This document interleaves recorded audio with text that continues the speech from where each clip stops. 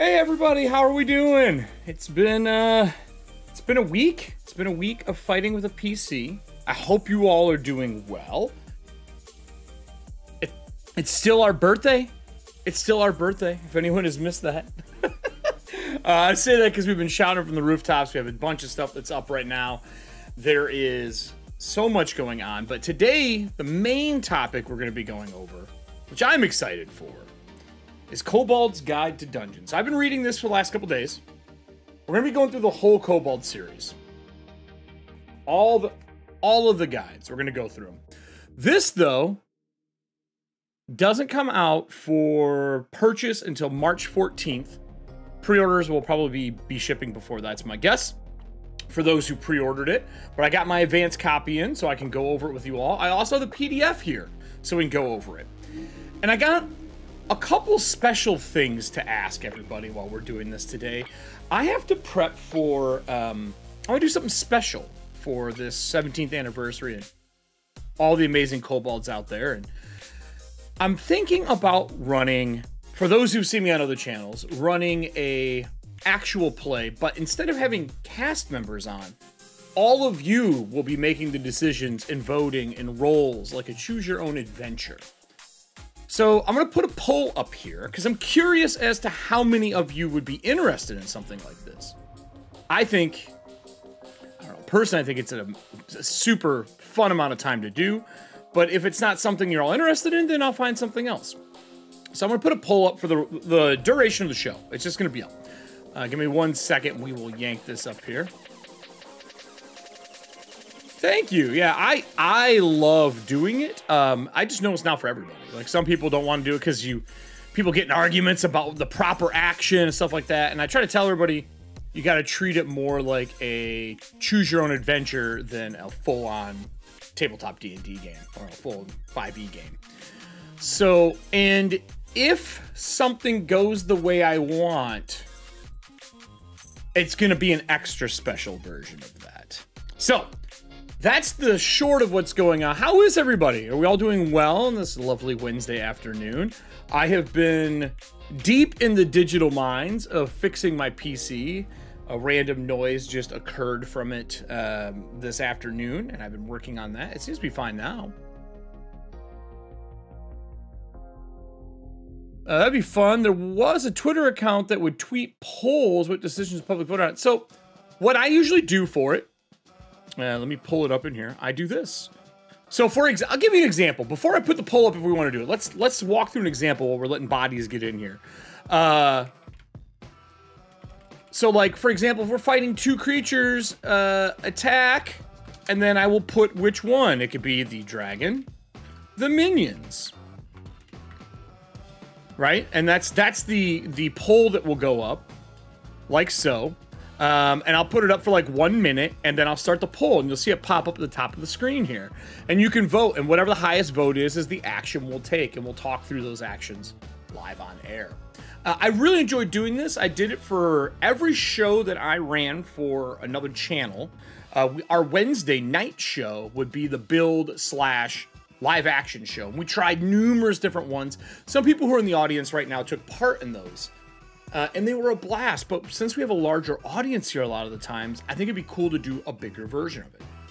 And we're going to get into that as we design a dungeon today, or at least look through it and get ideas for a dungeon today. I'm super excited for this book. I think dungeons are overused in very boring ways. And I love dungeons if they're used in a proper, way more evocative way. And this book does a really fun job of doing that. Surprisingly so. And there's some amazing authors on this. But before we dive too much in, yeah, like see that said 1 and 1. 1 for dragon, 1 for minions. It's a mere vote, which goes to the GM. Or to the highest role in chat, sometimes depending on my feeling and what I would like to do. But you get the idea for it. So I want to put a poll up for the show. Overused, underutilized. Yeah. Exactly. Poorly used, though, a lot of times. I think that they address some things in here that I'm really excited about, that I agree with wholeheartedly. Let me dial this music down a notch for y'all. Boop. So I'm going to say audience play. I'm just going to put, yes, let's do it. I'll give you a couple options that are fun here. Yes, we'll do no, because there might be some people who aren't interested. And then, yes, let's play. And then I will put this up for, I think 10 minutes is the longest I can do. So I'll put the poll up for 10 minutes. I have something special in order for that. What I can tell you is, if you've seen our Project Black Flag blogs, you know that there is something coming out in this upcoming packet. Specifically, Fighter. And I'm really interested in seeing how it works. So I haven't seen it yet. I can't promise anything. But if it's out in time, maybe we run it through the paces. What do you think? I mean, that's just me. Someone in private chat asked me what I'm wearing today. I'm wearing my He-Man hockey jersey, my Castle Grayskull. Someone PM'd me. He's like, "What are you wearing?" So let's get into this. We got a bunch to go over today. I don't want to stay here and just chat about nothing for too long. If anything's too loud, music's too loud, anything like that, let me know. I'll adjust it, but it seems pretty good on my end. And then let's dive over to the important stuff. Let's go into our info, everybody. So, obviously, it's anniversary sale right now. For those who don't know, we are doing 17 days of anniversaries. Basically, for every year we've been around, we do one day. Monday through Thursday's releases are 48 hours, right? So you have a full 48 to get them. And then Fridays last through the weekend. So actually, I can show you a little chart here for you. So this is our calendar.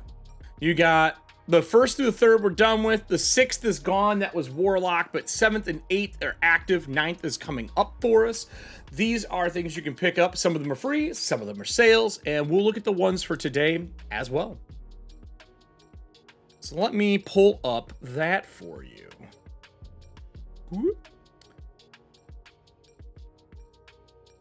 So today, this is what we're looking at. So this is the current Kobold press deals for our 17th anniversary. The link is in chat. If you're a 5e fan, I have these. I've had these for a while. I love these. Tome Beast, 20% off. These are the tokens. So, like, I like miniatures. Miniatures are great. I use miniatures all the time. But this for travel or for quick games or for drinking games, you know, if you've been drinking and playing a beer and pretzels game, these are great because they get damaged. You don't feel that bad. Or they get slapped off the table. But I also like them so that when I go to conventions, I can lay them flat and throw them in a little box or a binder and bring them with me, or an envelope. So these are awesome. You haven't seen them. They are 20% off, making it, I think, $27.99, $27.99. Real fun. Super cool if you haven't seen them before. But pawn stands not included, but readily available. They don't have stands on them. I just went to... If you're going to be in the Chicago area over the 23rd at Adepticon, there's always guys who have bins of standees, and just grab yourself some standees. I prefer the round ones than the square ones, but you do what you want. But yeah, these are the little tokens you can get. Pick them up. Pretty awesome. The other one, and we will open these up today, and notice there are 2 versions, everybody. So there are the free versions right now. They're normally, I think, $14 or something, but we got prepared 1 and 2. We'll look at those today, but you'll notice that there's a 0 to 99. Some people were asking about this online. The reason that there's a 0 to 99 is because you have the option to pick up the map standalone as well, which costs a little more if you decide you want to do it. But I can tell you in the book for some of these, they have maps as well, as you can see here. So if you're looking for quick impromptu adventures, this is a nice one to pick up. And it's $0. $0. So pick it up today. Get it while you can. I think this one's got 1 day left on it because the one that went live today. Let's see here. What else can I tell you all? Let me check something here. I want to see if they have the other one available. They do. All right. So I just downloaded the other one so I can show you the other one as well. So then the other license for them, this is 2. The other one is 1. Right. And 1 is the A Dozen Adventures. I don't remember. There is maps in this one as well, which we'll look at. But then they have the VTT key. If you want a virtual tabletop key for Foundry, they have a license key you can get for these as well. If you've never used Foundry, Foundry is another one of the virtual tabletops out there. They do really good animated backgrounds.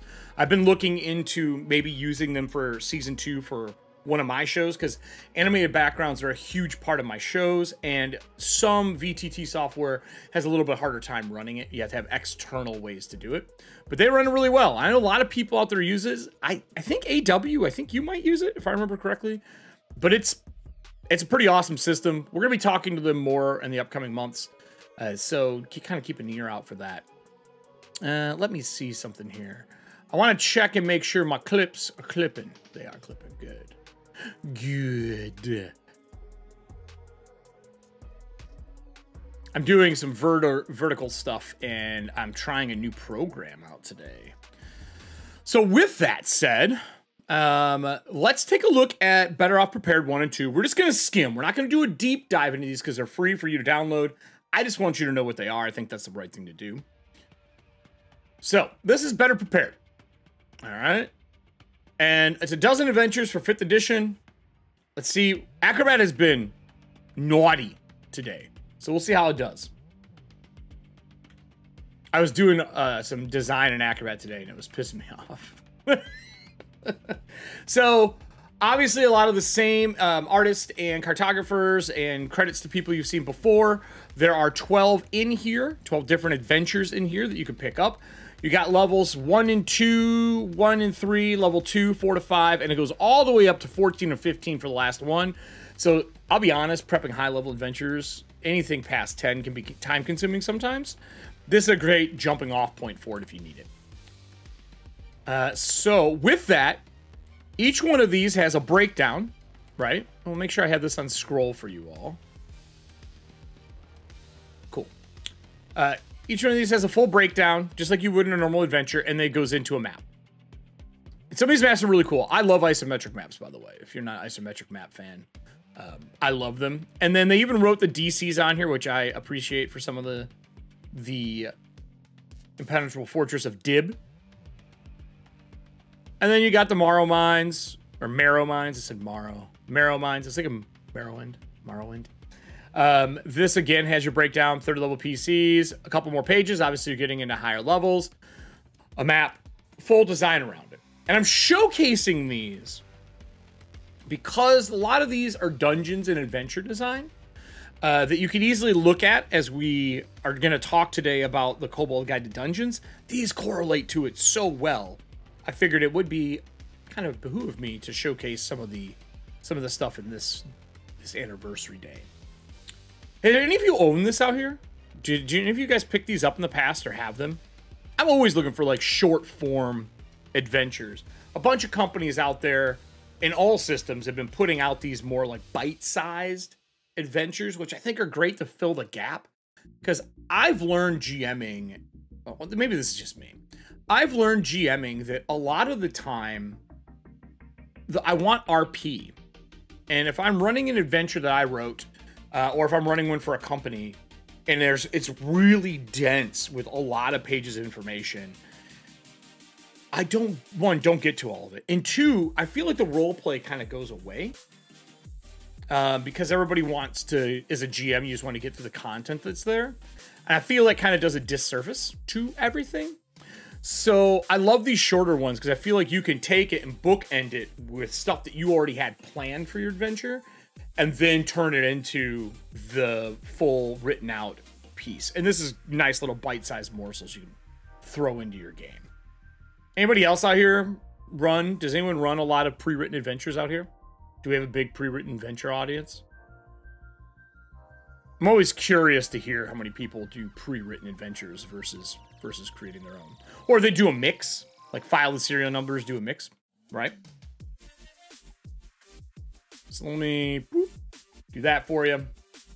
So this is the prepared one, right? Pretty clean, really simple. A mix of them. Do you ever use short form ones like this where they're a little cleaner and short? KY. My man. Or woman. I actually don't know. I'm going to be going over these in the next couple of months. All right, let me make it so you can see this a little better. I'm going to be going over these probably... I don't know if these are the next in order. I'm going to do them in reverse dates. But these I'm going to be going over. If you don't own these are solid. I love world design. World design is one of my favorite things to do. Did it for numerous companies over the years, from animation studios and video game companies down into tabletop, which is where I think I enjoy doing it maybe the most.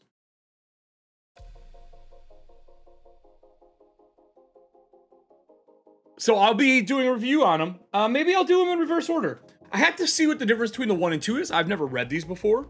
But I mean, the first one's got a bunch of essays in it from big boys like Keith Baker, Wolfgang Bauer, Zeb Cook, Monty Cook, Jeff Grubbs, Scott Hungerford, Chris Pramis, Jonathan Roberts, Jenna Silverstein, Michael A. Stackpole. That's the author, right? That's the person who did... he's the one who killed Chewie with the moon, right? And Steve Winter. So, I mean, lots of good names on these. But we'll be going over those too. I love world design. I love it. Maybe I'll do a longer one.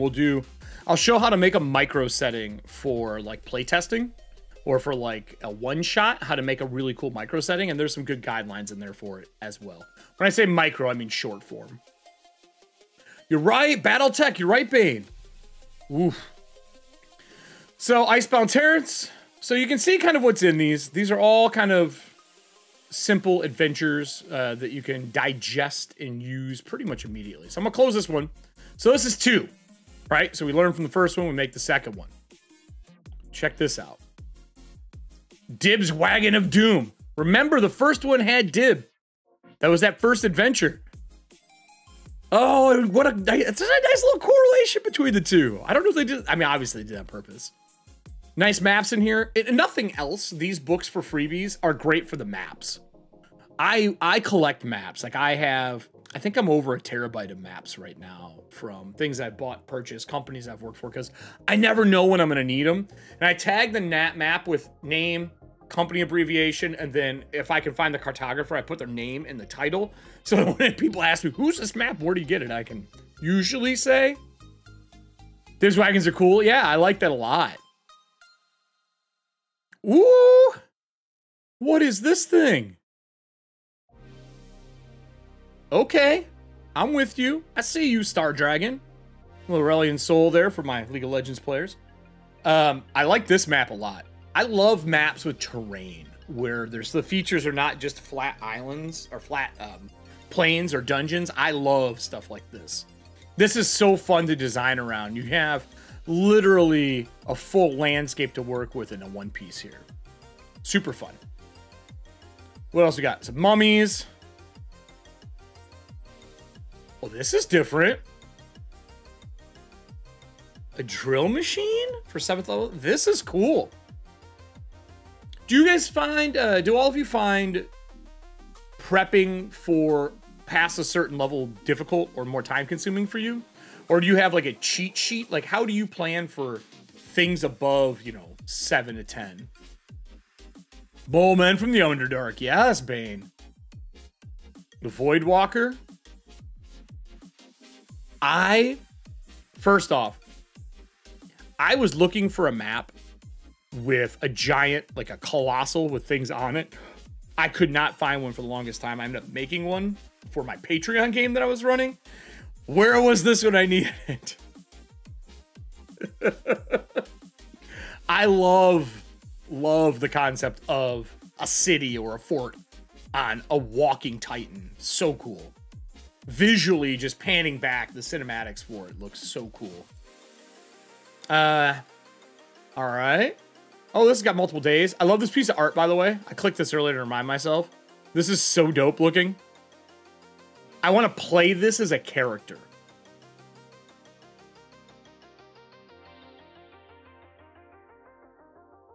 Yeah, monsters know what they're doing. So with this is good advice, honestly. With levels above 7, it's important that the monsters know what they're doing. So you don't need stronger enemies, just smarter ones. I do think smarter ones help. I also think DMs a lot of times are afraid to damage their players. Scale your damage up. Add a damage die. Add 2 damage dice. Don't drag out combat. Just make them hit harder, because your players can just expend more of their resources. Just know if you do that, not to put them back to back to back and really bury them in combat too much, or you're gonna run into some problems. But yeah, I 100% agree with that. This reminds you of the scales of justice. I mean, look, prepared to, if you're gonna give me, I believe this is a demon or a devil of some form, devil of the basement. I want this art. I want to play it as some form of a character. Seriously. Like, it needs to happen. I don't know what I want to make, but I want it.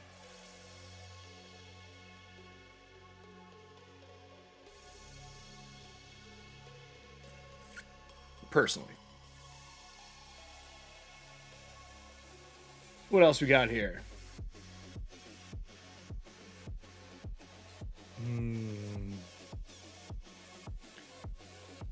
What does it say? Take notes, throw more Trask at my players. Notes there, level 1. I meant just adding Dice Bane to the monster you're using. It's a game of rocket tag, a high level play. That's not wrong. Nah, I'm gonna make this into a PC. I'm gonna make it into a player. You know what? Here's the problem, project. I am a forever DM. I think I DM 99.99% of my year. Sometimes I get lucky and maybe it's like 98, like if I get in a campaign for like a 6-parter.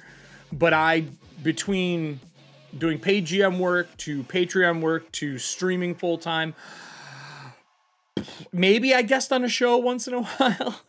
But I GM mostly. I love GMing. That's the reason that it happens. But I don't get to play that often. So these are everything in the better prepared. Prepared to. I'm just gonna quick scroll the rest of this one. I like this map a lot. I like wooden things. I like some brightness in some of my games. I just ran a solar punk game. Whoa, another great piece of art. I dig this a lot. Veil Black Tears. Cool. Every one of them has a map. Okay, I was expecting a few of these not to have maps. Dope bracers. Love the art for this. Oh, you get some magical items. Nice. So, pretty clean. Pretty clean. I like a lot of that. That's pretty solid, everybody. So, free now. Pick them up while you can. Again, they're only there for, I think, a day and some hours left on here. Let's look. We got 1 day and 11 hours and some minutes before those are gone. Pick them up while you can. And that's pretty much it for the anniversary, because I'm not allowed to announce tomorrow's. I will remind you, the historical bundle is 65% off. That's the entire time of our anniversary sale. It's normally like $45. You get it for $15.99. If you haven't picked it up yet, that's pretty cool. So let's talk what we're doing here. I wanted to dive into this book.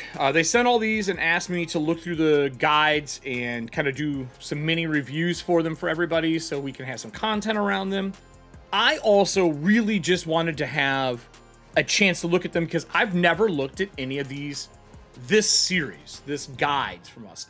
I have looked at, what's the one I have up there? I have another small journal one, which is like Be Prepared or Better Prepared, a very short guide. I love it, but I haven't looked through these. So I'm interested to see what we get out of these. I expect greatness, Wolfgang. Expect greatness. I'm sure it's actually probably awesome, but I hope that goes up and he gets tagged. So, with that said, we're going to dive through this. They've broken up into a pretty cool concept, but I feel that the concept for people who maybe didn't play first, second, even into third edition, we're going to have to explain a little bit of it. It may be in this already, the explanation, but they break down the process into polls. P-O-L-E, polls. Speaking of polls, the other version, let's view the results. It looks like almost all of you are, yeah, let's do it. All right. I will design one and we'll do it. It won't be on a Wednesday. It'll probably be on a different night. I'll probably do it like, let me look at the calendar here. I'm going to aim to do this Saturday. I'm going to aim to do it the 18th. I think that makes the most sense because the sale will be done. Everything will be over and then we can play. And also, hopefully that gives the team the proper amount of time to get out the second packet for Project Black Flag. And I'll show why I'm saying that in just a minute. So with that, let's go into our next little thing I want to talk about. If you have not been checking out the pre-order for Tome of Beast is up now. If you haven't picked it up or pre-ordered it yet, we looked at it last week. If you want to check out that video, it's over on our YouTube, obviously. But I think I put a code in here for YouTube. Really cool dive. I came back with answers for everybody this week. We had some answers. Let's see if YT pulls it up. It does not. Why would it? I guess we don't have a YouTube one, so I'll have to make one. We had a couple questions come up over the last few Kobold chats I did. One, people asked about Campaign Builder's Guide, if the character sheet was available. I did post it into the video that went live on YouTube afterwards. But if you go to look up City Builders Guides right now, the PDF is there. So you guys all asked for it. I found out it is there for us. The second thing I was asked about, there were some of the monsters that were not in the new remastered. For some reason, we were wondering like, hey, maybe it's not finished. Why aren't they there? I can tell you that some monsters were cut from the remastered edition for Tome of Beast. The reason being is there's a couple, but the major two are, one, they were redundant monsters. Like, I think they said we had something like 3 drowning monsters of some form, little redundant. And then some of the bigger monsters either fell into stat block bigness, or they were happy with how they were and they left them alone. They are still 100% viable from the old Tome of Beast, but anything that's missing in Tome of Beast 3 Remastered, it wasn't that they forgot, it's that it didn't make the cut. Just as a heads up for all of you, because I know some people had that question when we were looking through things last week. Hey, Allie! So that's why they're not in there. So if you're looking to pick it up, the Tome of Beast pre-order is currently live. Let me see if I can pull it up, actually. I'm curious. I know I have it in all of our description stuff. Tome of Beast 3. Or 1. I said 3, didn't I? I meant Tome of Beast 1. Tome of Beast 1. They have it under Tome of Beast 1, the 2023 edition. I'll put it in chat for everybody. Here you go. There's your Tome of Beast 2023 edition. This is the first time that we have done a pre-order where, well, one, we didn't kickstart this. We pre-ordered it instead because we know you like the first one. We're taking the risk doing the second one with our new versions of our stat blocks. We went over that last week, but you can get the pocket guide as well. All available for pre-order. So as a heads up, check that out. If you're looking to pick this up, I know we had a lot of excited people last week. I think that's all I have to say about that today. It's a real short one. I just wanted to remind everybody that it was up for pre-order because I know people were asking when that was going to happen. So, shall we look into guides? Should we take a look at the guides for dungeons? I think we should.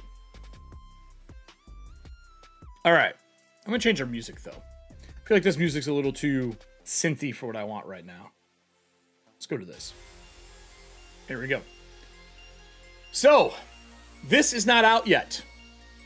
People have pre-ordered it. It should be releasing soon. I know that it'll be for general public on the 14th of March, I think is when it's going to be available if you didn't do the pre-order for it. We are taking an advanced look at this book for Kobold's Guide to Dungeons. This is a series that we've done. There are a ton of these books, as a matter of fact. With the new one, this is your stack of the guide so far, right? So you're looking at 1, 2, 3, 4, 5, 6, 7, 8, 9. 9 books ranging from like 100 to 200 pages for the DM ones. I think it's about 200. If you're looking for these and you want something to kind of up your game as GMs, as players, I will say most of them swing towards the GM side of things, but there are a few in here that don't. And we're going to look over the latest one today. So let's dive in. If you have questions during this, if you want to see things, this is a conversation piece for sure, as we're going to be more discussing this and how things work. And I've also set a little something up in the background, and we're going to test some of the stuff that's in here in a short time frame. We obviously can't go through every page in here. So this is the Kobold Guide to Dungeons. First off, I love the art. I always think of that spelunking style into Dungeons and Dragons, and I've always thought about that, you know, since a kid growing up. With this, I love that we've kind of combined the idea of a heist. It almost looks like it's that kind of classic, you know, diving through the ceiling to break into a vault. Love this piece. This person should be very unhappy about landing down here. I'm just saying, it looks like a hella bad idea. It looks like a super bad idea. I also have a big love for lanterns. For anyone who knows me, I love lanterns. There's one behind me up here. I love lanterns. I love the concept of them. I think they're cool as hell. While flashlights are great because they can point, I've always had a thing for lanterns. So with that said, this is the guides. Tons of praise over the years from these. And this is all new to me because I haven't read many of these. Rob Whelan, friend of mine, Geek and Sundry, game mastering. There's some other ones for world building from the Gamer Gang. Ed from IO9. I mean, there's a lot of, you know, accolades in here. Super cool. We'll see if this one lives up to accolades. I think it will. Other books in the award-winning series. These are all the ones I just spoke about. These are the people, the essays that are involved. A lot of big names in here. Some newer ones, too. I haven't seen in a while, so I'm excited to see some of these names. Stuff we don't care about right now. Table of contents. So they kind of break it all down. And this is the part that we're going to need to discuss. If you've played in tabletop before, well, I didn't mean to do that. This is the book of 5 10-foot poles. How many of you know the story about the 10-foot pole? Does anyone know why the 10-foot pole is in your equipment list in almost any fantasy adventuring game, and even some sci-fi ones? Does anyone know why the 10-foot pole is in there? Well, pop quiz for everybody. It's a fun story. You got it. You got it, Vertigo. It is to check for traps ahead of you. The concept was back in the day that traps, that's funny. I assume it's I wouldn't touch that with a 10-foot pole. That is funny. So the reason that it was done that way, you used a 10-foot pole because a lot of the times traps that were in fantasy literature or in games and tabletop games, like Grimtooth traps is a great example of that. You would use a 10-foot pole because if you set it off, most of the time 10 foot, unless it was a fireball or something horrible, which you were SOL then anyway, you would use it to set the trap off and check for traps. So you would walk with the 10-foot pole and do it. And you would set off traps if there were pressure plates or if it was a tripwire across the bottom and so on. That's why they are in here. The goal behind this is that this is a book of 10-foot poles, so you can be prepared before you get into what's going on. I set up a mem for myself. We're going to kind of look over how this works. Mem is my note-taking app of choice right now. And I've set them up. There are 5 poles. There's the goal, the theme. Those are actually interchangeable. pacing, which I believe to be one of the most important things in tabletop. For doing story competitions that I've done for, I think we're going on 16 years now, pacing is what wins the battle almost more than anything else. When I am doing competitive storytelling, pacing is the difference between your set piece that you spend all this time on rocketing you into a good position and the players enjoying it at the table and falling on your face. 100%. While goal and theme and all that is important, this is the skill I feel like you are practicing more than anything else. So that's the next one. Mechanics, and then vistas. Saying that your walls don't need to be just dungeony walls. You can do other things with them. So, with that said, let's take a look at what we actually have here. So, oh, I should scroll up. I know I just clicked everything. There's an introduction here. I don't want to read all this to you. I think this is stuff that you'll probably enjoy reading. But let's at least jump through the polls and some of the design mechanics for it. And I made these notes to the right because I think we designed a short version of a dungeon. And the reason I say we designed a short version of a dungeon, I'm going to show you the dungeon I'm going to use. It is one of the ones from our line of, let's see, what's this one? I'm going to give you 3 to choose. Nah, we're just going to do, I think we're just going to do the mallards. Let me just show you. So this is roll 20. I have the Draconic Confections. It's okay. Maiden is too big to do a short dungeon. Like, for those who have not seen these, I'll show you. These are maps that are available. I mean, this is a big dungeon, right? Then we have the Draconic Confections. Smaller. It's more of a shop and a 3-level shop kind of feel. We have the Alchemist Guild Hall. I do love this one. I love guild halls. It's got an internal, external, and a dock. Pretty cool. But I felt like out of the ones I would look through this afternoon, this is the most dungeony feeling one we can do. And I have an idea. And I want you to keep this in mind as we go through this book. So let me zoom in a little bit here. We were all really excited when we saw something the other week. When we were doing our revisit to the new Tome of Beast 1, the 2023 edition, we ran across this little baddie, right? Kobold Swobold. I believe he's our true mascot. Jiro is this guy's brother. Jiro takes care of everything else. This guy goes out, adventures, and comes home. I'm just saying.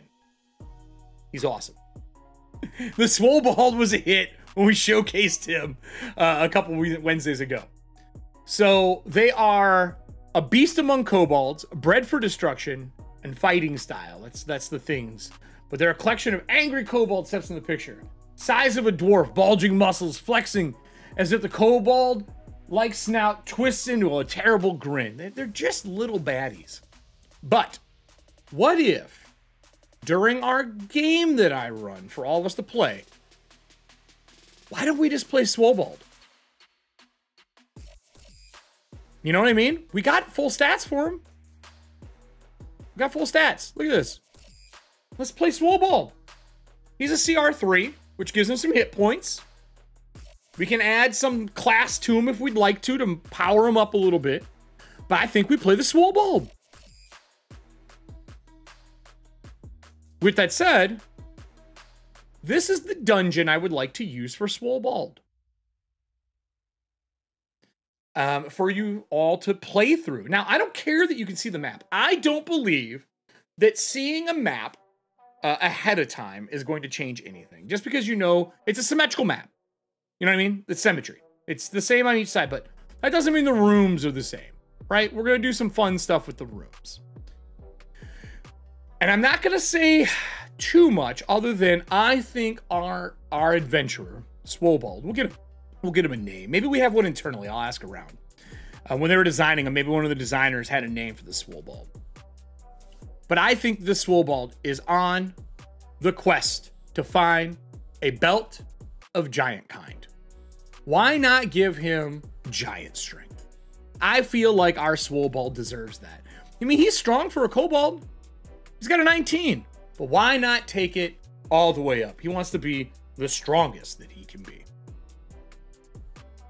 So, That is the short version of what I want to design for this. The theme, the plot, and everything else, that is what we're going to look at today. So, here is the guide. The first thing they talk about is boundaries for pull 1, your first 10-foot pull. Pull 1, there's a lot of stuff through here. I mean, this is definitely more like a journal style you're reading, but after the abstract up above, it says we've gotten pretty abstract here, so let's get to the fundamental. Concrete lesson that informs all dungeon design. A dungeon map is a flowchart. I 100% agree with this. Providing structure in both space and time. And keeping play choices within clearly defined limitations, aka each room. This is not a new observation. It's obvious to anyone who has thought even casually about a dungeon design, but the dungeon or level designer who forgets it or believes they can ignore or throw away the flowchart is mistaken, and their storytelling environment will suffer as a result. This is a very true statement. For those who GM or play, even if you just play, you have been in a dungeon where either the GM or the players, I actually think this is important to the players as well, have forgotten the concept of why they are there. And they search every nook and cranny looking for treasure and scoping. And while that is fun and okay, you got to keep the flowchart in mind that there is a path to go through. I picked a flowchart that's easy. It's symmetrical to start. You can always lock doors, break things, barrier things off, and retake that dungeon and turn it into something else for ourselves. All right? Or 8 bathrooms, KJ.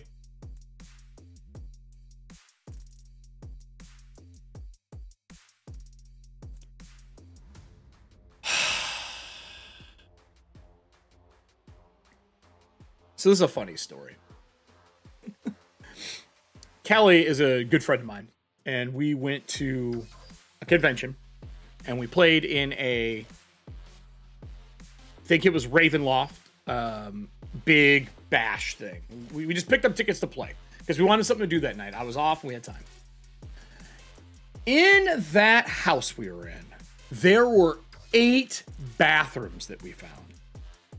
8 bathrooms. Look. I get that there's bathrooms in there because of workers that were there needed them and everything else. They had nothing in them. Every time we go in, he's like, there's a mirror and a chamber pot. And it's like, what is the point of this fucking bathroom being here? That, my friends, that is not, in my eyes, good dungeon design. I'm just saying. That's different. That has a theme, Scarlet. Also, those games are a riot. I know they're old school and kind of janky, but I kind of love them. I'm not going to lie. So, anyway, just want to...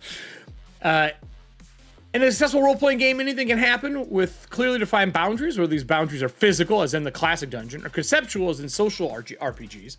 Players are happiest when they know where they are and what rules apply.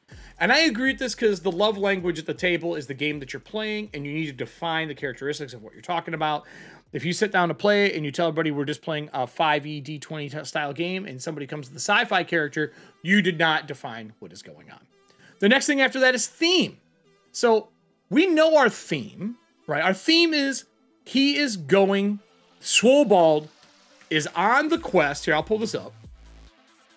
Swobold is on the hunt for the swollest of belts. Giant kind. All right? That's what we're going to go with. Not the coolest, the swollest. That's what we're going with, right? So we know our theme. Very simple. And they talk about how to set up a theme.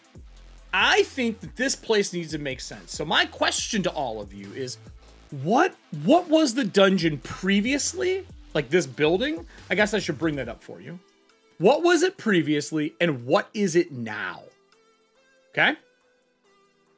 Swole with extra protein. What is this now? What do we make this? It could be a gym. We could go with the bathhouse. Bathhouse isn't bad. I mean, if you look at this place, this could be a bathhouse here. We have a training facility in here, right? We have our offices here and here. These could be like an office and like an area to rent. It's a renovated government building. This could be your gym, your classrooms, because that looks like a classroom to me, or a training area. You have your food area. We can kind of define these however we want. These empty rooms are the ones that need definition. That doesn't mean something has to happen in them. They just have to feel special. Because if they don't feel special, you're doing a disservice to the dungeon. You don't have to have a combat there. There just needs to be something that's cool. And I have found that if you describe each room with some flavor, your players, while they gravitate to looking for stuff, I think as a GM, you should tell them, unless it's a secret, there's something in the room that's off, it's X. Like, because you could waste time letting them search through the room, but this isn't an escape room, unless that's what you're building. If that's your theme, that's different. But we're not building an escape room. We're building Swobold's best place to go. So we got government building. We got a couple other things. What else we got? The Swole Belt. That's right, KY. The Swole Belt. Yakuza bathhouse. So we can say bathhouse for another group. It could be another Cobalt faction. It could be dwarfs. I mean, obviously we don't need a belt of dwarven kind. We're already stronger than them. So what is the thing that we should use for this? So that's the thing we should be thinking about right now. Come up with a theme, looking at that, what you want.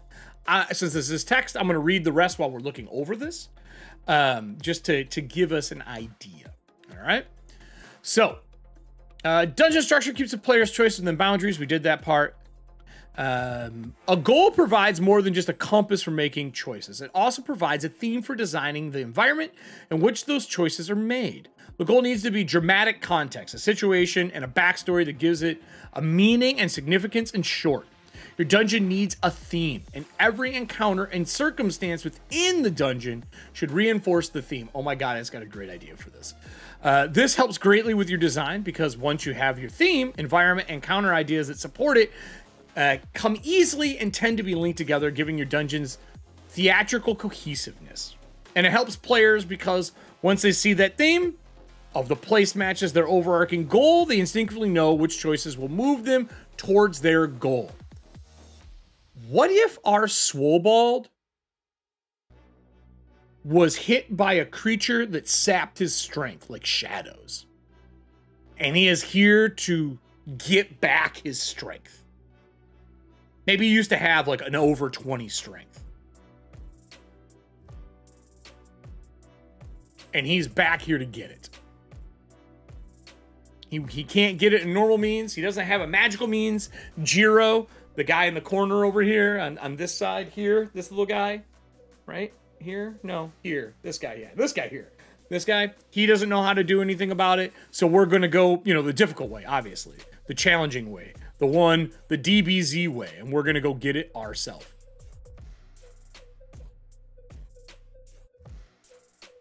I kind of like this idea. Personally. Belt of Giant Kind. We can say Swobold lost strength to something. Oh no, it takes 42 episodes. It's true. I don't mean it quite like that. That's good funny. Lost their strength. All right, so I like that. It looks good. I think we go with that part. So it says Picture Dungeons theme. We just need to figure out what the theme is. I like the gym. I mean, that's really on the nose for me, though. What if this is a training ground for fighters for a giant army? Like, what if this is the area that giants have their part of their army? We can pick another creature that they train here as fighters. So this is like a true challenge of like being a warrior. This could have been maybe Maybe, yes, there's some gym stuff there, but maybe this is like where, like this area here is where they teach their classes for formations, right? This could be barracks for some of the people who are here staying.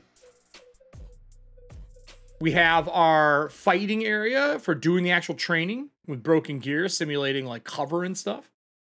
Over here, we have cages, maybe for monsters, or maybe this is where they hold all their weapons and gear, like locked gear. And then through the hall here is the Hall of Warriors to give us the best fighters for this giant's army. What do we think about that idea? I kind of like that. And then what we do is this a training. The question is, what was it previously? Do we say it was like a Kobold den? Really giving him a reason to come back here and like not only find his belt, but take this back for the dragon that they work for? We'll put a couple ideas here. I think that we go with training, especially after we just talked about the Book of Blades. Facility for a giant's soldiers. And then we'll say place was previously... I kind of like the bathhouse, though. What else can we do besides bathhouse? Like, we can say previously a bathhouse. What else could it have been? A government building? Was it previously like, what if it was, what if it was, an auction house? Look at this. What if this is previously an auction house? You came in through this, you came in, they walked you in. They walked you through the sides. You can see all the stuff that's up for the auction house. They sit you in the auction room and they auction. What if this was previously an auction house? That gives a reason for the belt to be here. It gives a reason that it's been raided.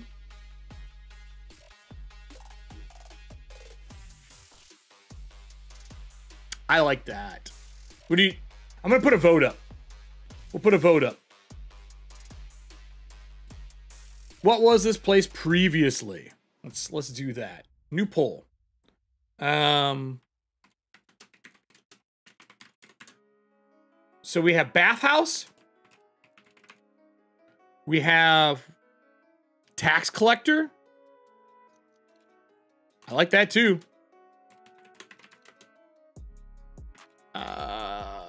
Tax collector estate.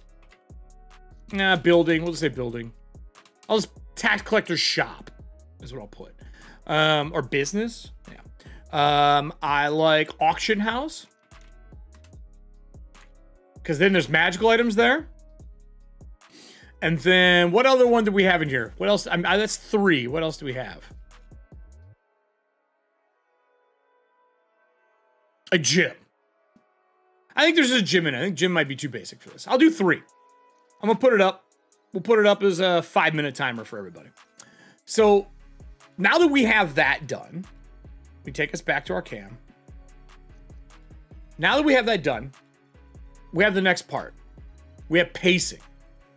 So, and again, I want to point out that they said your boundaries and your concept here, the theme, can be interchangeable. Okay? Interchangeable.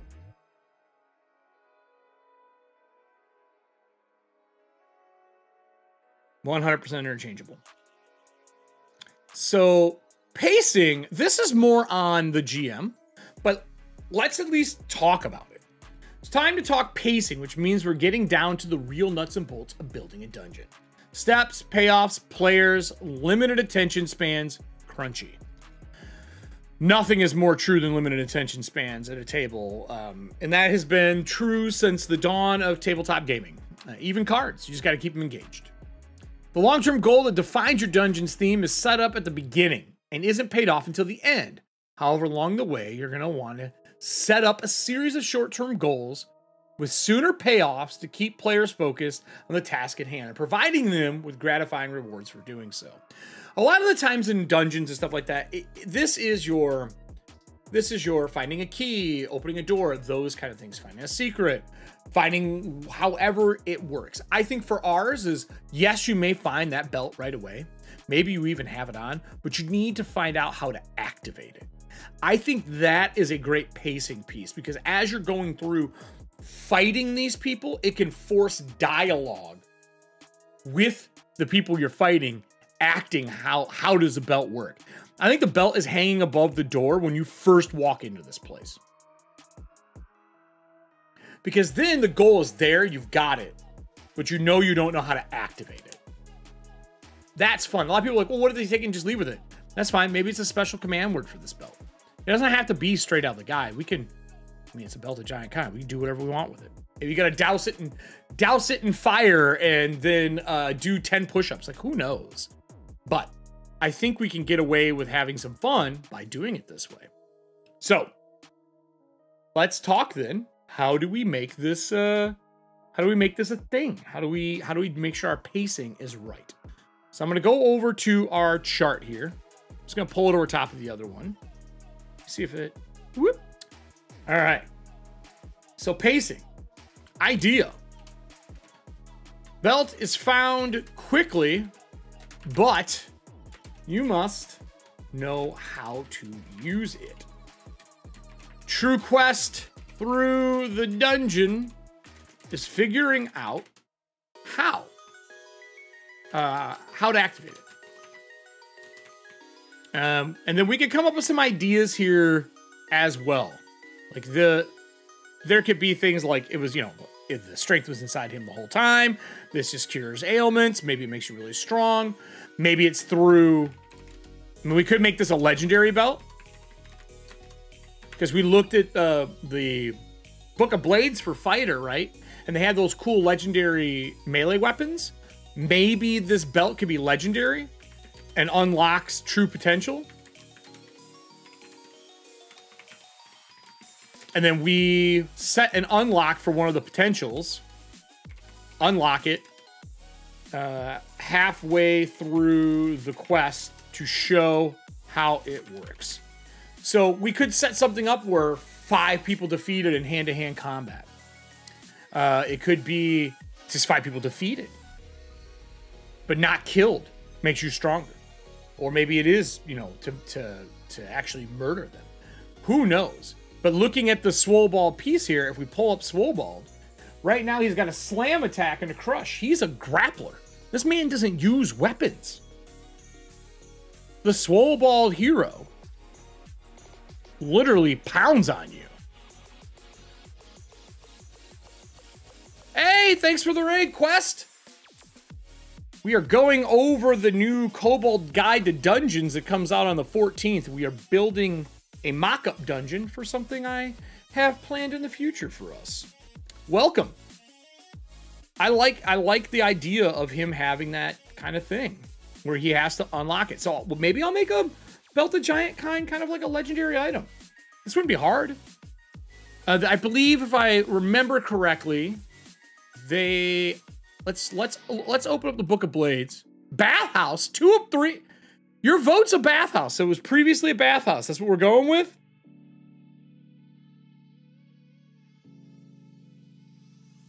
Okay. Okay. Previously a bathhouse, now being used as an underground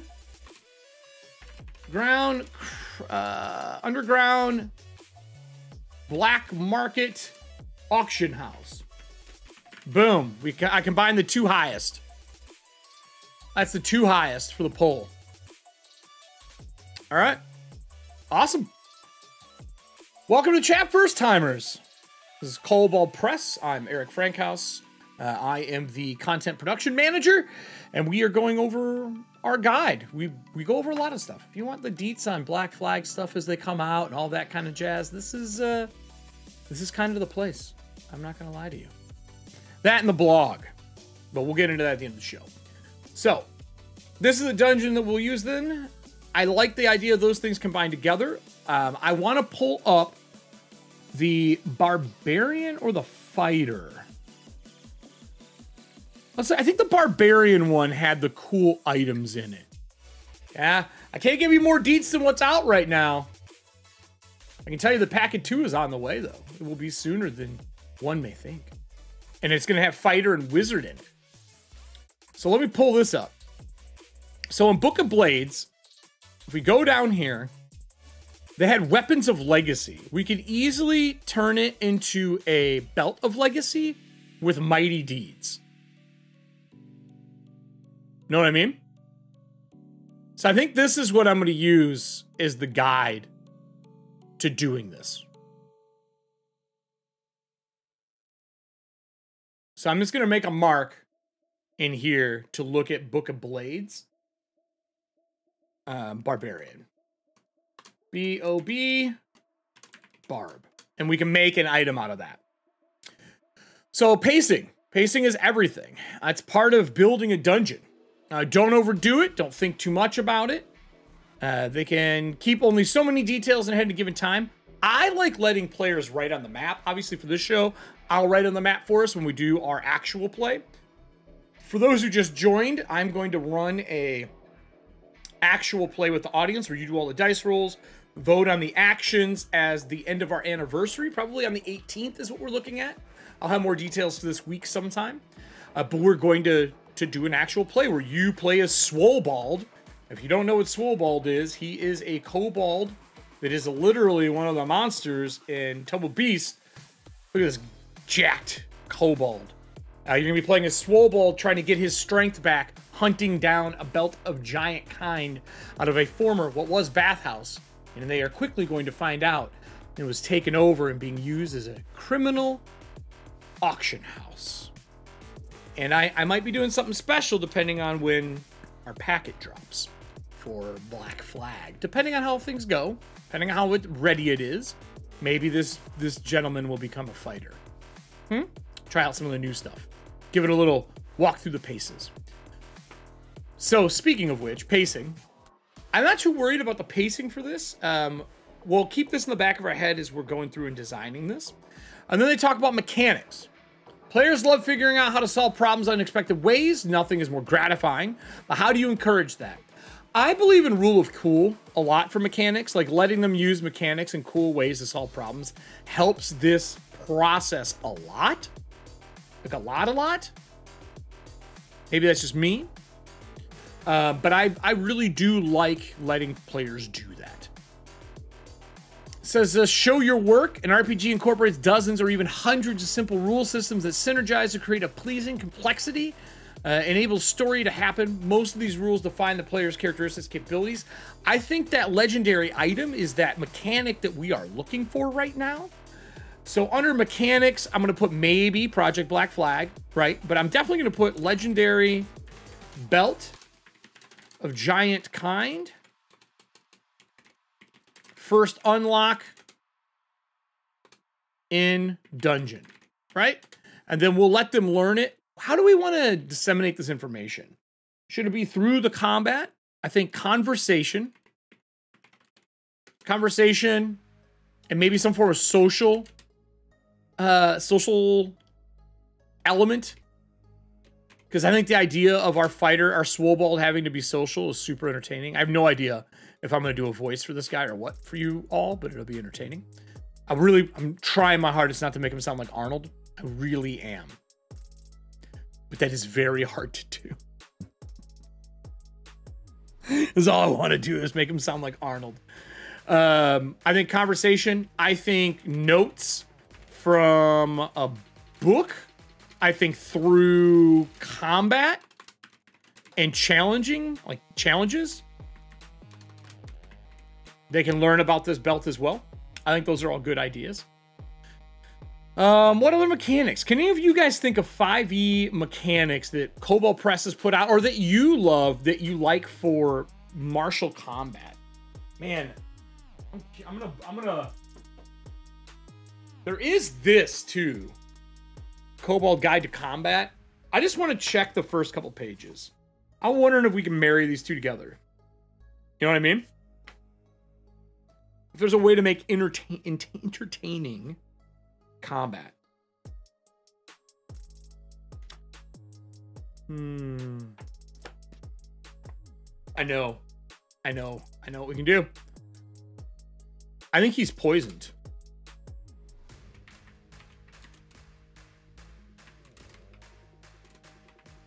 Poisoned and losing strength. That gives us a mechanic that he has to check after X amount of time. Maybe it's per combat.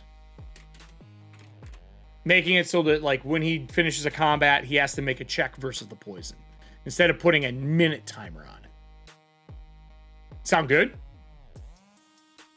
I think it's a fun idea. If anyone else has ideas, I'm all ears. How do we add some mechanics into this? So that's the mechanics. Monsters and stuff. I don't want to give away monsters because I'm going to build it for you all to play through. I'll do that on my end. Vistas is pretty cool, though. So Vistas, I agree with. Tangible Strength Leech. Look, a Ghost Leech? A Ghost Leech?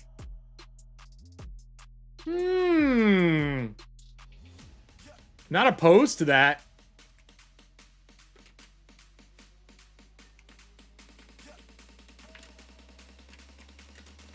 Okay, I'll put that down. I got an idea for that too. So, vistas. Classic dungeons are tight, narrow, claustrophobic places with stone walls and low ceilings. But there's no reason to stick to this paradigm. We already aren't sticking to this paradigm, right? We're doing a bathhouse that's been taken over and turned into a underground black market auction house. So vaulted ceilings, open sky above for maximum impact, give players a chance to really take in the space, plan how to deal with it. Like, we can definitely do this.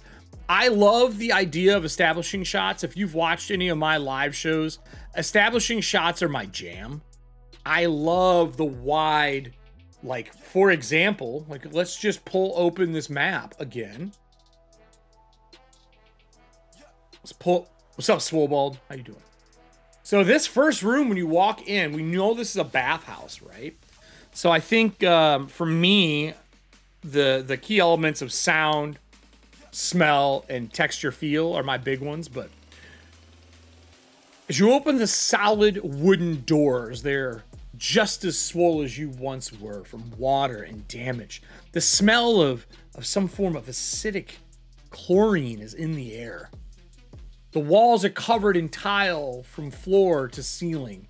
The ceiling itself is tiled in mosaic of men wrestling and women cheering them on in the background in this room. As you move into the next, there are groups of women that are wrestling along the walls in bathrobes and attire. It looks like this place was maybe once a bathhouse. As the camera pans through the large room, you can see large pedestals to grab towels with fires warming baskets to keep things heated and ready for the people who use this space. That's setting that bathhouse kind of feel helps a ton with those big vista kind of moments. Hey, welcome everybody. Welcome to Raid. We are going over Kobold's Guides to Dungeons, which releases on March 14th. And we're planning a little bit of a dungeon that I'm going to run live for everybody as a thank you for 17 wonderful years. If you don't know about it, while you're here, before you jet, check out our birthday stuff. There are 2 free things right now. The Prepared Guide 1 and 2 are free. We have a new thing dropping every day. Monday through Thursday, they last 48 hours. And on Friday, they last for 72. They last through the weekend. So make sure you check those things out. There's tons of new stuff. Also, Tome of Beast 2023, our remastered edition, is up for pre-orders. We checked that out on a previous Kobold chat, so you can see those over on YouTube. So with that said, I think our Vista is great. I love the idea, the scent, the smell of bathhouses. Funny, I live in Milwaukee. We actually have a few bathhouses out here that have been around for a long time. We're near water. Bathhouses were an easy thing to do. So turning this into an auction house is going to be crazy because the one thing you don't want in an auction house is water. So I have some ideas on how to do this. I'm also going to wet up all the floors in here with some features. Should be pretty fun. So with vistas, In most cases, you'll want the vistas to be also a place of concealment, a safe spot for which players can consider their strategy and tactics. I think some of these rooms they can lock themselves in. And then after that, it breaks into a little bit more of a breakdown from each one of the authors that were premiered in the beginning of the book. This one is Zeb Cook, talking about his use of dungeons, how they use them. Are they prisoners or are they the cheese being chased? As an example, a cell with a view into the real world is kind of like a torturous ruckus. I can see everything. Secrets beneath the streets. Does it connect all the neighborhoods? Is a sprawling dungeon underneath the city? Is it a quiet grave? I just saw a comedian. This is something I'm going to use, but take it for your own. There was a comedian talking about how if you grew up religious, and like religion aside, but the idea of Noah's Ark, everyone knows that tale, where a bunch of paired animals were on a boat and everything else in the world died, and then it flooded.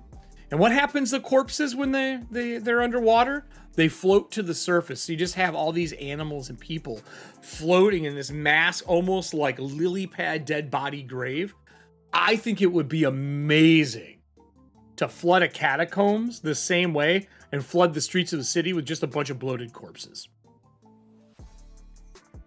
And your group is going through on like a raft or on like a boat, getting off of each one of these locations and kind of finding their way through. Yeah, right? It's a visual. So I had this idea for something coming up. I think I'm going to use it in one of our shows. A unique idea of fun. I think it would be a Sea of the Dead. I think it would be a really cool set piece for a horror game. For like a horror game. It's not my unique idea of fun. What should be the crime boss of the old bathhouse? Maybe amphibious. I have ideas. The question is, do you want to know that? Are you going to come play? Do you want to know who the crime boss is? You know what I mean? But anyway, I wanted to share that. That was out of a comedy skit, by the way. That idea was like, holy crap, that's a really cool idea for comedy. And then it turns into, it was a comedy skit from I think it was on TikTok, if I remember correctly. So anyway, Quiet of the Grave brought that up for me. Tunnels underneath, plumbing, fresh and foul. These are ideas on how to do it. Lost cities underneath, more than just holes in the ground. And that's just Zeb Cook's. Then if you go into Dominique, Dickie talks about the dungeon is a story. And Freitag's Pyramid. This is cool. Let me pull this up. When you're designing stuff, stories are designed structure. A story structure is designed in a couple of different ways. But he uses Freitag's Pyramid, the 7-point story structure, as samples, and plot structure to location structure using a flowchart similar to what a dungeon is. But I don't think most GMs know that they're using one of these and they don't realize it. And if they know the breakdown, it really helps you in designing stuff. And you can always flip it on its head, but the idea of Freitag's Pyramid is simplest. Consists of inciting incident to get the story started, rising tension towards a dramatic climax, and then clear resolution where we see whether our heroes achieve their goals. Here's how you can apply these tenets. Exposition, inciting incident, raising action, climax, resolution. Very clean. Boom, boom, boom, boom, boom. I don't use that structure that often. The 7-point story structure is closer to what I use. This is drawn from Decipher's Star Trek role-playing game in 2002. And they talk about hook, plot turn 1, the pinch point, which is you apply pressure, the midpoint, pinch point 2, plot turn, resolution. Pretty cool idea. When I'm doing dungeons, I look at a map and sit down and think of all the things I know I want to have happen, what rooms I'd like to have action. For example, who the crime boss is that is running this. Something maybe amphibious could be cool. I'll go through all of our Tome of Beast and find us a good amphibious. If you do have recommendations for the crime bosses that are amphibious from the Tome of Beast, drop them in chat now. I will write them down and look them up, and I'll see if maybe one of those don't fit what we're looking for. But any of the Tome of Beast that are amphibious, I think that's a really good idea for what this could be. go with a flow chart, climax and resolution. We've talked about earlier how dungeons are just boxes and flow charts. But this is the most important one, I think, in the book to me. And I think is overlooked a lot of times when people are running dungeons. James L. Sutter says, you never forget your first dungeon map. I was 10 years old, wedged up against the pebble vinyl of a school bus seat, flipping through the first edition Dungeons & Dragons rulebook I borrowed from a teacher. There in the back was what I still think of as the crossword map. The classic gridded white polygon rooms against a black background, because that's how dungeons used to be made. So the idea of no empty rooms isn't that every room has to have an encounter. It's not that you must always have fight or flight or find something in it. It's the set dressing, it's the decoration, it's clues. Every room should serve purpose to the greater scheme of the dungeon. The idea of the 5-foot crawl through the dungeon doesn't need to be your dungeon. Your dungeon could be that the crime happened here and all the fighting has already happened here, and you need to find a way to turn this into something more. You need to find a way to turn this into maybe a murder investigation, one of my favorite things to run. So when you think about setting up your rooms, make sure that there is everything in here, from decorations to clues. And he says, so what do I mean by no empty rooms? I mean the rooms should never be left blank. A one-line description that says merely, this is a bedroom, or this is an empty cell is empty, is a missed opportunity and leaves the players feeling unrewarded, like 8 bathrooms. It feels like 8 bathrooms. Nobody wants 8 bathrooms unless they serve purposes. Do you know how easy it would have been to turn that into something more? Let's just say, let's just say, I have a theory, okay? If these 8 bathrooms were in that dungeon I spoke about earlier that I thought was ridiculous with Kelly, with KJ, who's in chat, if each one of those bathrooms is where the workers for this party were leaving clues behind for an upcoming assault, and as you went to each bathroom, you found a clue explaining what was about to happen so you could be ready, and by piecing those together, you got a bonus, or you knew what was going on, or you couldn't be surprised, or it gave you the chance to get away. That is good dungeon design. But it did absolutely nothing, especially if it was like the mirrors were fogged and you breathe on them and you could see the notes left behind. Why not? So when Sutter says that, he's saying, don't leave things unchecked. Give that room purpose, even if it is a small purpose, give it a purpose. So, clues, treasure, hazards, vary your opponents, menagerie dungeons, a term for classic first edition style romp where inhabitants seem plucked at random from the bestiary. You can do that. I've done that with like mad wizards and things like that. Locale dungeons. Use the terrain. I think terrain is very important. We're going to be using the bathhouse, slippery floors. We're going to be talking about tile. Your guy being able to use tile as weapons in this, I think, will be a lot of fun. Like loose tile off walls. I'm seeing this a little bit of Raid Redemption, if anyone has seen that, or the new Judge Dredd. I'm kind of seeing the setup for this being him going through in a combat John Wick style scenario, but it's a grappler and a brawler. Illusion of choice. Make it memorable. Very cool. We're almost halfway through. Emotional storytelling in dungeons. I think this is really fun. I think adding emotional context to a dungeon instead of it just being a square by square crawl is very cool. They talk about how to create tension points, building encounters and arcs through this kind of storytelling. Dungeon building workshop. This is cool. I'm not going to go through this one. I definitely recommend you should read it on your own. But like a story, think of dungeons as a small, self-contained story in which the encounters follow a 3-act structure, having a midpoint and meaningfully challenging the characters, and then they go through building a sample dungeon. This is a very cool workshop that you should do. And with Dungeon 23 going on right now, I thought this was a relevant book to talk about. Dungeon 23 is super cool. I almost thought about asking some of our audience in Discord. If you're not in Discord, it's hella active. especially if you're looking for Project Black Flag information. I think we're almost at 10,000 people in our Discord. That's insane. And it's because of, you know, us deciding we're going to do Project Black Flag. But there's tons of people to find games and do stuff with. But Dungeon 23 has a posting area in there. And I really want to ask somebody if I could use theirs for this. But I figured, I'll wait. I don't want to take somebody if they're not finished their stuff. But if someone knows somebody at Dungeon 23 that would be willing to let me use their dungeon for an upcoming adventure for one of our like audience plays sessions, I'm all in. So they talk about how to break down this and make bottlenecks and routes. Really cool. Ripples. I have not read this section. This is the part that I skipped.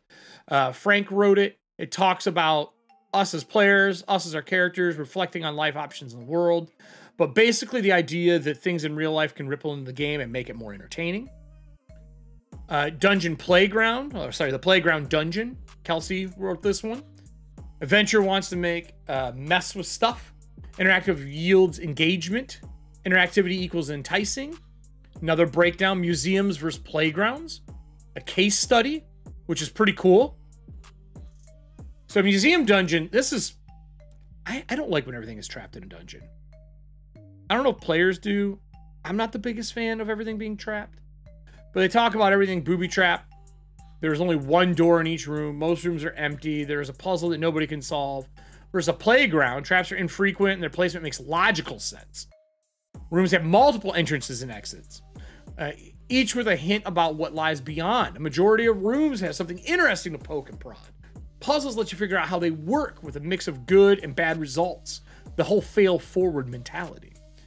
You can break traps with smart tampering. This idea of a playground dungeon is way more enticing to me than the old school check a square, keep moving. Magma vampire? Anyway, I just want to point that out. Magma vampire, everybody? Who wants that? So, Zen and the art of loot distribution, talking about how to share loot in dungeons. I'm quickly scrolling through this. D, D, D, D, D. The 5 Ds of dungeon design. This is from Rajan Kahana, I believe. Kahana? Could be pronouncing that wrong. Dungeon must be discreet. Dungeon must be distinct. Dungeon must contain danger. Dungeon must be diverse. Must have dividends. And then living dungeons, the mother tree. That's a cool concept. Yes. Yes, serving hands. Yes, that's exactly what that person was saying. Pretty cool. I have done this. This mental dungeon. Oh, I wonder if I can pull this up.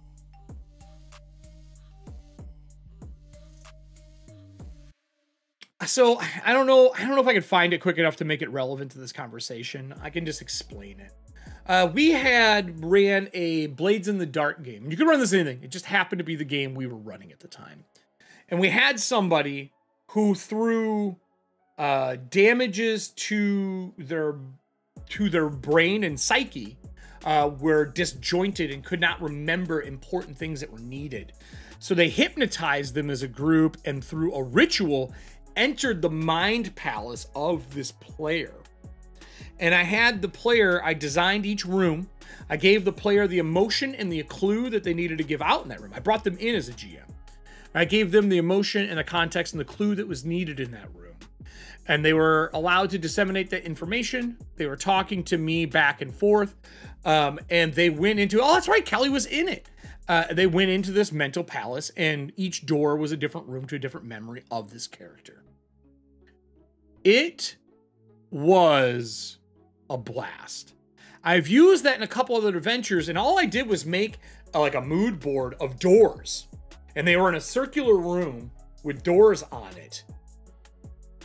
I ended up with a quasi-wife, yes, with doors on it. And I would explain the door, and I found real pictures of doors, and I tried to make the doors contextual to what they were about to walk into. Some of them had numbers, some of it was a paint, but you can do a mental dungeon really, really well. If you haven't done that before, I recommend doing it. It's kind of fun, and it's very different than what your players would ever expect. Someone casts astral projection and brings everyone into an astral space inside of someone's brain to do a mental dungeon. Could be kind of cool. Or two wizards battling each other through a mental fortress in the middle where they're just using their mind and battling inside. Almost like a fantasy version of decking or hacking. Could be kind of a fun way to run something.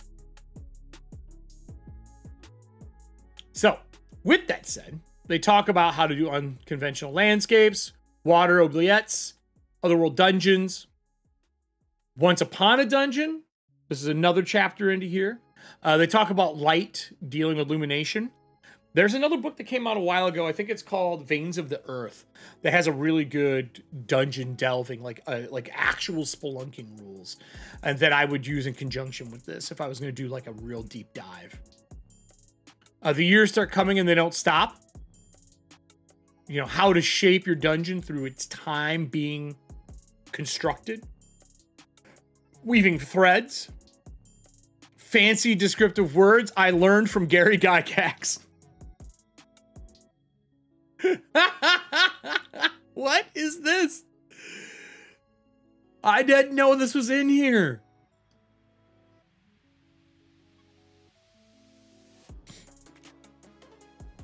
So they have descriptions of things. These are two samples from the first level of the temple. I think it's probably Temple of Elemental Evil is my guess. Yep, Temple of Elemental Evil. Huh.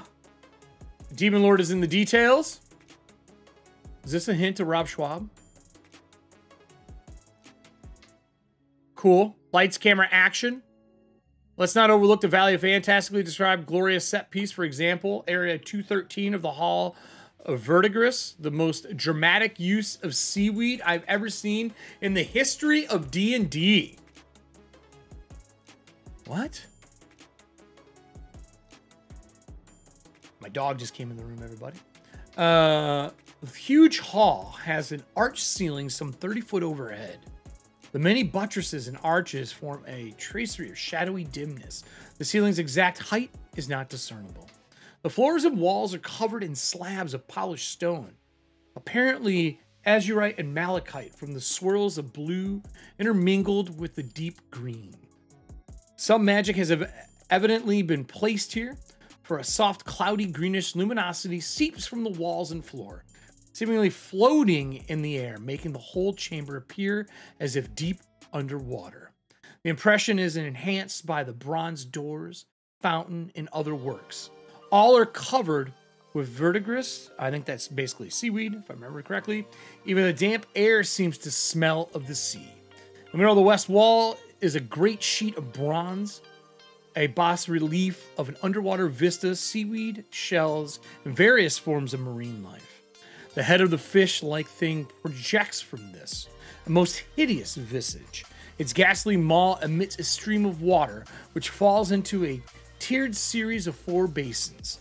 The fourth and largest never overflows, so it must have a drain system somewhere. That's a real cool breakdown. Unquestionable naps. This is about people taking naps in dungeons and if you should allow it or not, or when or how. Because sleeping in dungeons should not always be allowed. Build up a mineral salt. I should have known that. My years in flooring, I should have known that for tile and stone. Thank you for correcting my dumbass. So there's a real cool one on, like, should you sleep? The consequences of managing a short or long rest. I will say this may not be in this book. I have in dungeons told people that if you want to take a rest, the only rest that can be taken in this dungeon is a short rest. If you're safe about it. If there's things moving around, if you've cleared a room, you can try to safely take a short rest. But if you take a long rest, I can promise you that the percentage chance of something happening is very high. Because in a dungeon, and especially if it's a short dungeon, you shouldn't be taking a long rest unless you have a fortified way to do it. Now, There are exceptions to these rules, obviously. Things like spells that allow you to sleep in chambers, but let's just say rope trick is your solution. And there's a rope in there and you pull it up. And then the next morning you wake up and you drop the rope down. And a guard sees it. And you drop out of the hole and they're all at the end of the hall ready for you. It gives a new solution to a problem for you camping every room. Because I've had players try to do that. They try to use a rope trick like every 2 or 3 rooms and think that no one's ever going to see it and no one's ever going to do anything. Just saying a nap every time isn't always the answer. So think of fun ways to give, creative solutions. They talk about how to cure the nap, curing the nap and people doing it. The rule of 3, crafting dungeons that focus on mood, narrative, and agency. Brian Camp, really good piece. This is actually my top 3 in this one right now. I read this one last night. Where are you going to run to? Is that a song? Not every retreat is a defeat. There's nothing wrong with failing forward. That's what this comes down to. There's nothing wrong with failing forward. Have an exit strategy. Do not follow. Let's get out of here. There's nothing like retreating and coming back to a dungeon. When I run living community stuff, we've had it to where people will go in a dungeon and leave, share the note with another group that may be higher level, and they'll go back in there and finish it up for them. Or vice versa. They may be like, we're not clearing this dungeon, you guys can go do it. Or we don't have the key, who has the key? It's a nice way to kind of handle dungeons and having people go back to them. Personally. So what else we got here? Beyond the Stairs, Layer Cake Dungeons, Natural Cave Systems. This is that Veins of the Earth. 33 vertical elements to add your dungeon design. I will say verticality in a dungeon is always awesome.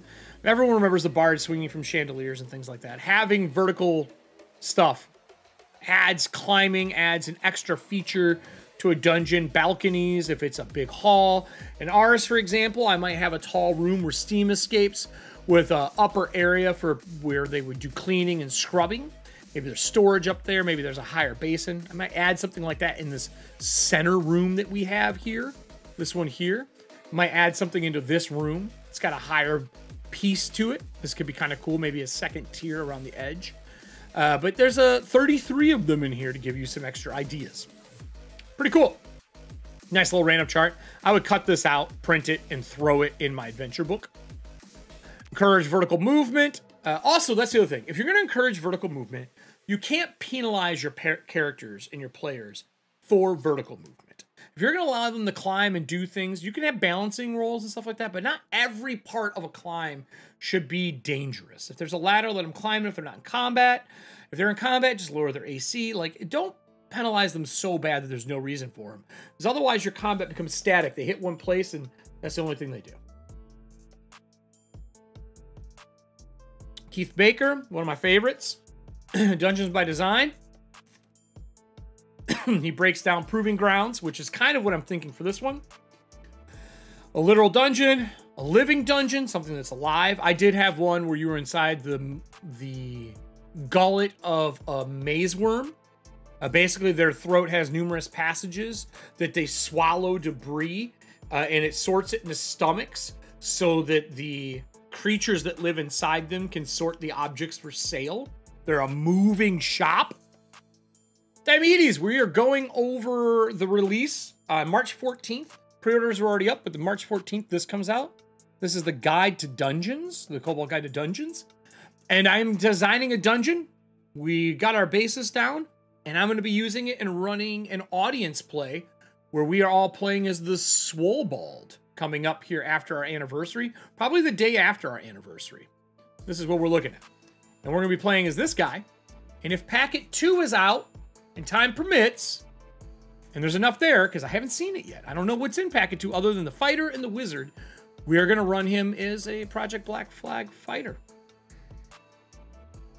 That's my game plan. Currently. We'll see, though. I gotta see the pack. So I don't know what the pack is yet. If not, we will run him as a traditional, and then we will add a level fighter on him, maybe 2, putting him at about CR5.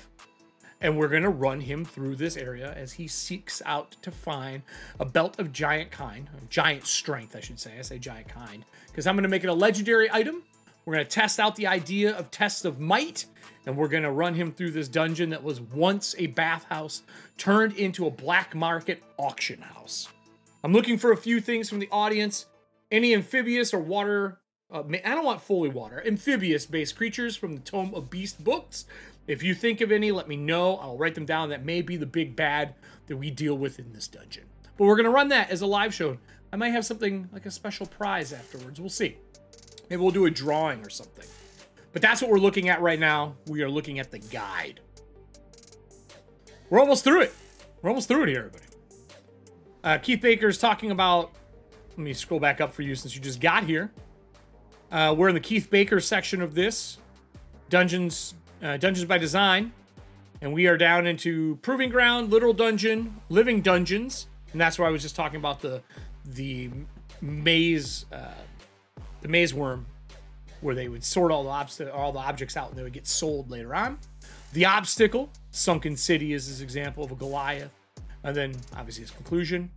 And then about the contributors, they kind of break down each person who's in the book. So we're looking, I think it's 105 with everything. Yeah, 105 pages. 105 pages. And this is a great way, like if you want to make a dungeon more than just a regular dungeon, this is a great way to do that. I feel that people miss out on taking dungeons the extra mile. And this really does break it down with the essays that are in here and the original 5-pole design. And again, the 5 poles, for those who just joined, is based on the 10-foot pole. The idea of having to prod every 10 foot with a pole to make sure you don't hit a trap. Pole 1 through 5, you got your goal, your theme, your pacing, your mechanics, and your vistas. And they break down kind of how to design it. Cool little piece. I'm actually kind of fond of this, I'm not gonna lie, and I love the artwork. So that is the Kobold Guide to Dungeons today. That is our piece that we were discussing. Does anyone have questions? Is anyone designing a dungeon right now? Is anyone doing the Dungeon 23? Is anyone doing the dungeon a day? Is anyone doing any of that right now? If you have not seen the Dungeon 23 design stuff, I highly recommend looking at Twitter and putting in the hashtag for Dungeon 23. If you've not done that, it is a phenomenal jaunt through like talent and ideas. So cool. And for those who don't know what Dungeon 23 is, you're basically designing a dungeon a day. Dungeon, I think it's called Dungeon 23. Yeah, here. This is one of the artists I've been following. I got a whole bunch of them. And some of these are in our Discord. I'm actually... Here, I'm just going to show you. I feel like I want to kind of go here for this. So, let's... We have these dungeon designs like this. I love this style. It's just simple, clean. Drawing it on looks like an open dot note piece. It might even be like the one I have here. I don't know how small this is. I haven't looked. It might even be in something as small as this, right? Where they're just every day designing a piece of a dungeon and putting it together and then writing some notes on what it could be. Lots of people in our Discord are doing this right now. Dungeon 23 has its own channel. And you can see random designs from people for Dungeon 23. Some really cool ones in here as you scroll through. This person has been really diving into it, where they are doing frames and adding NPCs and monsters to it and doing little set pieces for each dungeon part. Here you can see their breakdown of it, right? Super fun if you haven't been checking it out. I love dungeons. I love cartography. I've done it professionally for a long time. I am unfortunately have not had the time to do Dungeon 23. If I were to start it now, I'd be behind a lot of drawings. Yeah, yes, KY, 100% agree with you. There is one in particular artist that, like, I love these. I love these old ink drawing styles. I think these are super fun. Look at this. Insanity. This reminds me of being a kid and drawing in my notes in homeroom. Power City. Super cool design. And you really get to see new ways to draw. This is one that's getting really into the details. Shading, coloring, all by hand. They're doing this every day. This is insane. There's no way they're doing this every day. They have to be drawing this map out and then designing the dungeon around it. Because, man, that is so much work. So good, though. Oh, yeah, look. There's the black and white. They have been. They've been doing it and then coloring it in. Super cool. Yeah, yes, it does. It does remind me of that vein. But I love that kind of feel. There's some people doing some really polished stuff too. I still love these blue line. I love blue line over top of stuff. This one's doing prompts based on art pieces. But there's a bunch in here. I love isometric maps. I said that earlier tonight. Or today. I said tonight. But look at this stuff. There's just so much. This reminds me of Dungeon. Oh, it is Dyson. It is Dyson. Man, I know that. I know their work right out of the gate. Dyson stuff. Mackenzie has been doing a ton of stuff here. I believe they're in our Discord, if I remember correctly. They've been doing a lot of really cool set pieces for theirs. Great map pieces, and they're doing the Dungeon 23 as well. So just kind of cool. If you have not looked at those before, they're awesome. So yeah, I think that's that. If I haven't talked about it yet today or given you the link, make sure you join our Discord. We have a highly active group in there right now. Our Project Black Flag has been kicking off and going. And again, if you missed the first surveys, don't worry about it. We're going to have Survey 2 coming out with Packet 2. If you haven't seen the blog yet, I highly recommend looking at the blog. Our blog has got tons of articles in it right now. And a lot of them are for Project Black Flag. Let me get into our blog here. And then the latest one was this Friday, which was from the Crow's Nest with the review from Packet 1. Seeing all you talented people's work makes me lose hope on my own stuff. No reason to lose hope. First off, sketches are what make a dungeon. And learning the process to do it, there are tons of amazing YouTube people out there right now that teach how to draw maps and dungeons. I highly recommend seeking them out. They teach you how to draw mountains if you're doing world maps to how to do dungeons. So many things you can look at. I personally believe with graph paper, anyone can draw a dungeon as long as they have a key. And then if you can't draw, like let's just say physically unable to do it, broken hand, whatever it may be, there are numerous apps out there where you can design your dungeons that way. Check out some of those. There's always ways. I personally, while I'm a cartographer, I go find maps that I like and I design my dungeons based around that map. I always design in reverse. I like to take a map that is completed and design a dungeon based around that map. I found it to be faster. It is there because it's easier to make words in design than it is trying to make a piece of art every time I need a dungeon. 100% agree, Bane. 100%. So don't get disheartened. Have fun. So this playtest packet 2, a lot of stuff in here. I have a few things to say. One, it does break down everything that we've done during this packet. It talks about some of the big points collected in the playtest packet. I said I would talk about this for some people yesterday. I'm just blowing this up so y'all can see it a little bit better. Develop existing talents to build. This is the feedback. Develop existing talents to build out a full talent catalog. Streamline the organization of the heritage options. Revisit lineage and heritage options to improve balance, which is definitely in the idea. Eliminate the forced choice of either ability score increase or a new talent for class milestones. Clarify mechanical language. These are all in pecking order. All things we're doing. Packet 2 is scheduled for mid-March release. This is what we're planning on. Changes to Packet 1 will affect Packet 2. Changes to spellcasting rules for the most robust thematic concept. Characters will find their magic source among the 4 circles of magic, arcane, divine, primordial, and weird. Previews of the arcane circle ritual list. An update of spells you know and love from the SRD. Because if you think everything in the SRD is fair game, it's not, unfortunately. The first 8 levels of the fighter base class, including features of 2 fighter subclasses. The first 8 levels of wizard base class, including features of 2 subclasses for wizard. A new fail forward luck mechanic, which I am super excited for. I love fail forward mechanics. To replace inspiration. Transform failure into spendable resource to influence future rolls. Then a handful of new talents. If this is what I think it's going to be, and we can get it before I have to run on the 18th, I'm going to make our Kobold a fighter so we can play it. That only makes sense, right? It's a playtest packet. What do you guys think? I think it'd be fun. I'm gonna play it in Kickstarter campaign page for Black Flag in May. That's our current goal for Kickstarter in May. I hope that happens. We'll see. It depends on how much we have to change and do. That's my personal belief. And then want to get access to playtest packets. There's an online form to fill out. If you want to look through this in more depth than what I just did for the blog, check it out here. So, I have one thing to say. And this is important. And I mean this with the utmost love.